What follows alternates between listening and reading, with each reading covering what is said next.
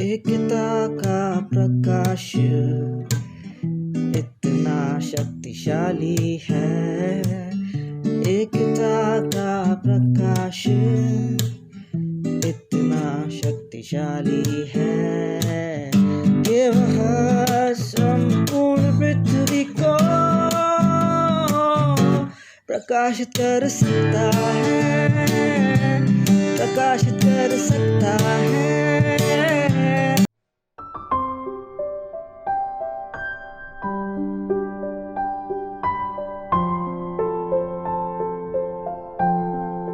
नमस्कार प्रिय विद्यार्थी मित्रमैत्रिणींनो, तुमचं या सेशनमध्ये स्वागत आहे। या सेशनमध्ये आपण शिस्तबद्ध आणि सर्जनशीलतेचा वापर करून आपल्या कृतीची सुरुवात कशी करू शकतो यावर चर्चा करणार आहोत।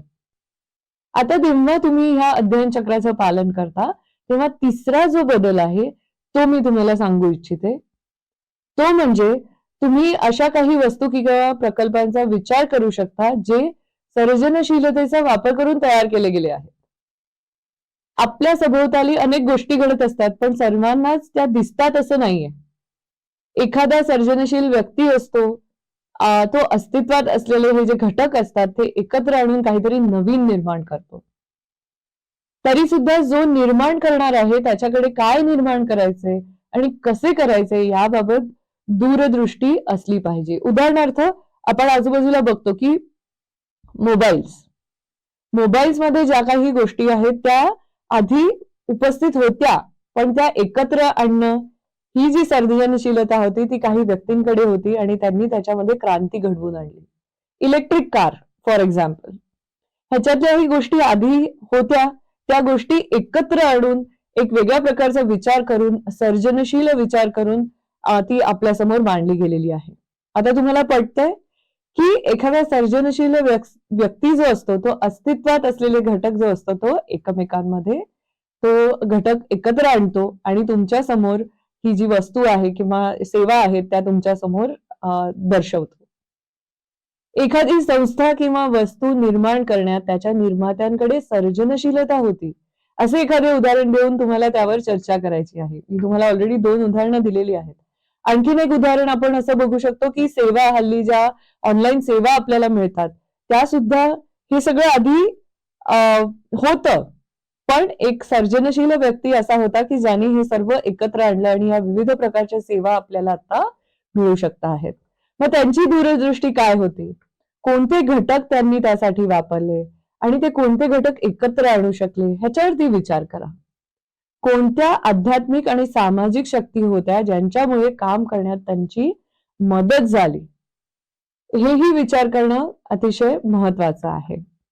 सुप्रिय विद्यार्थी मित्रमैत्रिणींनो, तुम्ही जेव्हा या अध्ययन चक्राचं पालन करता तेव्हा चौथा जो बदल आहे जो तुमच्या कृतीमध्ये आणि विचारांमध्ये येणार आहे तो म्हणजे जेव्हा तुम्ही कृती, चिंतन, मूल्यमापन आणि सुधारणा ह्या चक्रात स्वतःला व्यस्त ठेवता तेव्हा प्रकल्पात सतत पुढे जाण्याची तुमची जी इच्छाशक्ती आहे ती अधिकाधिक बळकट होते।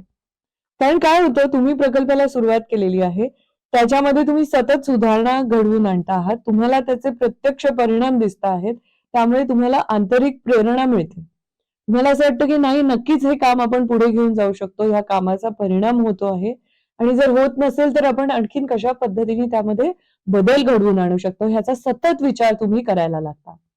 मग तुम्ही जेव्हा या प्रक्रियेला सरावात आणता तेव्हा तुमच्या वाटेला अपयश कधीही येणार नाही, कारण तुम्ही सतत अध्ययन करत असता आणि तुमचे यश व ज्या गोष्टींमुळे अपयश आले आहे त्यामध्ये सुद्धा तुम्ही शिकत असता। तुमची ऍटिट्यूड काय असते, लर्निंग ऍटिट्यूड, शिकण्याची अभिवृत्ती तुम्ही बाळगता। त्यामुळे जर काही असं झालं की तुम्हाला यश नाही मिळालं काही बाबतींमध्ये तर तुम्ही विचार करता आणि त्याच्यामध्ये सुधारणा करता, तुमच्या पद्धतींमध्ये सुधारणा करता, तुमच्या विचारांमध्ये सुधारणा करता, तुमच्या कृतींमध्ये सुधारणा करून तुम्ही त्या परत एकदा इम्प्लिमेंट करतात आणि म्हणून काय होतं, सतत तुम्ही अध्ययन करत असता। म्हणून हे ज्या गोष्टीमधून तुम्हाला यश मिळालेलं नाही आहे त्या गोष्टींमधून सुद्धा तुम्हाला शिकायला मिळत असतं। आता 5वा बदल बघूया। या अध्ययन चक्राचा वापर केल्याने आणखीन एक फायदा होतो, तो म्हणजे तुमच्या कृतीसाठी अधिक विस्तृत आणि सातत्य असलेली रचना किंवा चौकट तुम्ही तयार करू शकता. इमॅजिन करा, एखादा चित्रकार जो असतो तो काय करतो, आधी त्याच्या चित्राची चौकट तयार करतो, बरोबर आहे. आणि मग त्या चौकटीमध्ये त्याला जे काही चित्र काढायचं असेल ते तो रंगवतो. पण ते कुठे असतं, त्या साचेबंद चौकटीमध्ये तो ते तयार करतो. तो चित्राची मर्यादा राखतो, रंग ठरवतो, रंगसंगती आणि इतर घटकांचा विचार करतो, ज्यांच्यामुळे त्याची जी काही कलाकृती आहे ती निर्माण होऊ शकते. आता तुमच्या संदर्भात ही जी चौकट आहे, ही कुठली चौकट असू शकते, तर ही चौकट आहे तुमच्या विचारांची चौकट.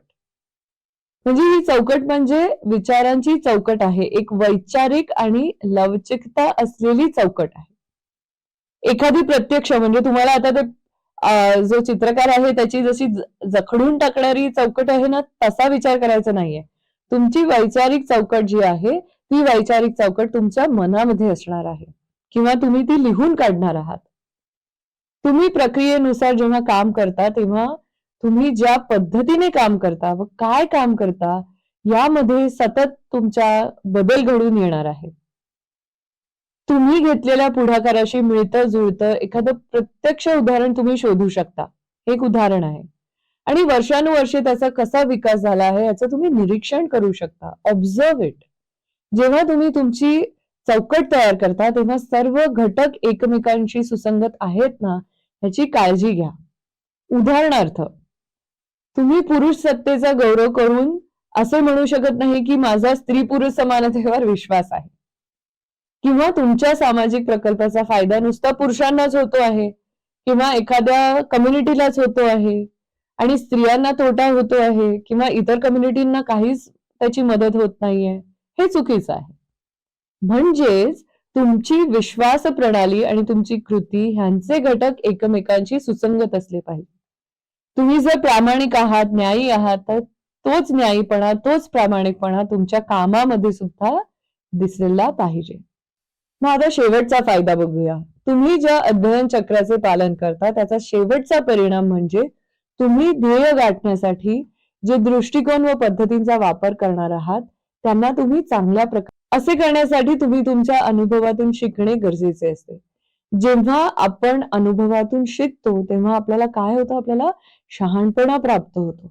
आपल्याला अनेक गोष्टी चांगल्या पद्धतीने समजतात. आपल्याला समस्या काय आहे ह्या शोधण्यासाठी आपला जो हो अनुभव आहे ज्याच्यामधून आपण शिकत आहोत त्याचा अत्यंत मोठा फायदा होतो. आणि योग्य गोष्ट करण्यासाठी शहाणपण आपल्या सर्जनशीलतेला शिस्त लावते. शहाणपणामुळे सर्जनशीलता थांबते असं मुळीच नाहीये. जसं जसं you start gathering wisdom you become more creative. तुमच्याकडे एकदा शहाणपणा आला की तुम्हाला असं वाटतं की अरे आपण ह्या पद्धतीने आणखीन चांगल्या पद्धतीने काम करू शकतो, आणखीन चांगले विचार समोर मांडू शकतो आणि त्यामुळे काय होतं, तुमची विचार करण्याची पद्धत अधिक सर्जनशील होते आणि शिस्तबद्ध. तुम्ही शिस्त पालन करून सर्जनशीलता ही दर्शवू शकता. मग सर्जनशील आणि शिस्तबद्ध असण्यासाठी आपण शिकण्याची अभिवृत्ती बाळगली पाहिजे. सर्वप्रथम शहाणपणात वाढ होण्यासाठी अध्ययन किंवा शिकण्याची अभिवृत्ती का आवश्यक आहे ह्याच्यावरती आता तुम्ही विचार करा. त्यानंतर शहाणपणामुळे सर्जनशीलतेला शिस्त कशी लागते ह्याच्यावर सुद्धा तुम्हाला विचार करायचा आहे. तुम्ही तुमचे विचार करून मांडून ठेवू शकता. प्रिय विद्यार्थी मित्रमैत्रिणींनो, आपण आता या सेशनच्या शेवटाला पोहोचलेलो आहोत. नक्की अध्ययन साहित्य वाचा आणि तुमच्या कृती पूर्ण करा. धन्यवाद.